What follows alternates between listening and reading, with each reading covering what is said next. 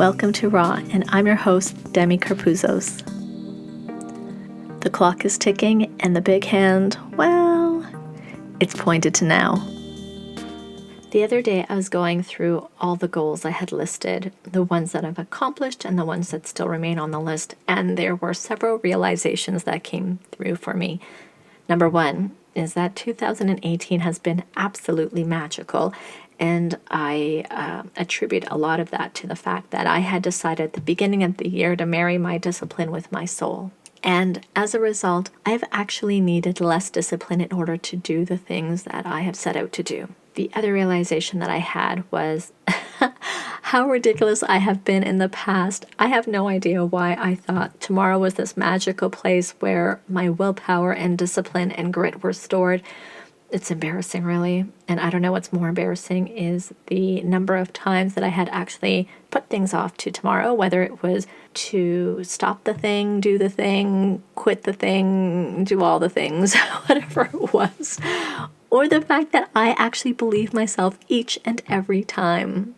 Like, oh my goodness. But anyhow, I also realized that as I've been getting these things done off my list and the things that I've seen come to fruition, this realization that in this feeling that I've squandered away so many years of my life by doing that, by putting things off to tomorrow, by tolerating people's behaviors, my own behavior, things, relating to my health, to my money, to my living situation, to everything. The fact that I had become so complacent in certain areas of my life and that I had made choices, so many choices, too many choices based from a place of fear, and all the times that I had made pleasing others more important than pleasing myself, essentially not showing up fully in my life.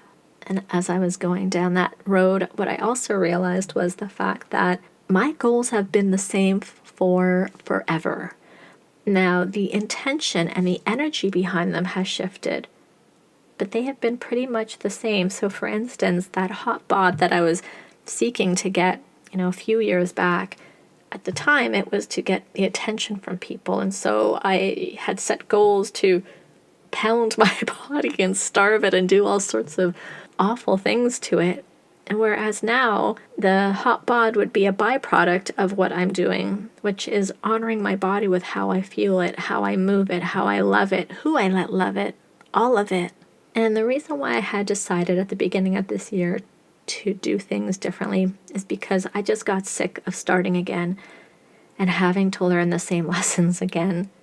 So now I constantly push to the next level. Anytime I become aware of something that can be up-leveled in my life, I make it happen now. I just keep thinking about the fact that all I have to do is I just have to choose to believe that I can create the money, the time, the energy, the resource, whatever it is that I need, just by choosing, by deciding, and being committed to it. And that's not to say that things are always smooth sailing. They're not. Discipline is still needed, because when we put ourselves out there, when we're making ourselves open to people judging us, of telling us that we're not good enough, that we don't have a right to say, be, do, or have X, we expose ourselves to the potential of allowing someone to make us feel that we're unacceptable as we are. That the expression of our soul, whether it's through a creative endeavor like writing or speaking, creating a product, giving a service, pursuing a dream, whatever it happens to be,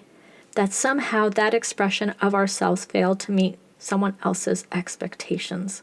And so when our ego tries to protect us from that, and from any other fear that, we might have, that's when discipline is necessary to show up, because things can get really uncomfortable, and they have, for sure, for me anyway.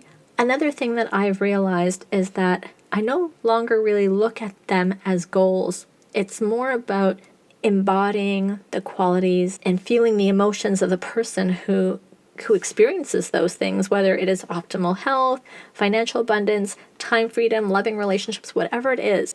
It's when I am that person who has a certain result, then I naturally do those activities. When I'm the person who honors my body, who's connected in my body, who loves and accepts her body, regardless of what's going on with it, then I naturally tend to honor and take care of that temple. So it's a matter of releasing expectations and never doing anything for a certain outcome. I don't do it to get the outcome. I do it to become the person, because when I become the person, things flow. I change my entire experience. I expand. It's not dependent on the outcome.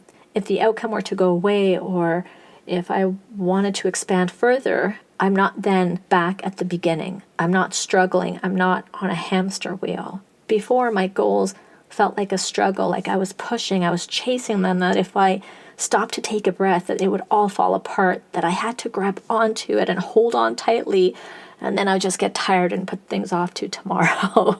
So it has been absolutely transformational. What I'm inviting you to do is to let go of the outcome and instead focus on becoming the person who already has the outcome. What would you be thinking? What would you be doing? How would you be showing up in your life if you already had the optimal health, if you already had the financial abundance or security, if you already had whatever the living situation that you wish to have? How would you be showing up every day, moment to moment in your life?